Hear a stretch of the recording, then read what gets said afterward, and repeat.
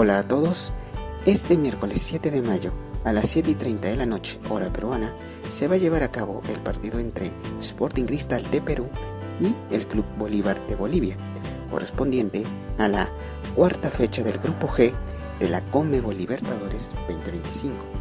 El escenario será en el Estadio Nacional de Lima. Esperemos de que haga un excelente partido y que gane el mejor. Mucha suerte para ambos equipos. Muchas gracias.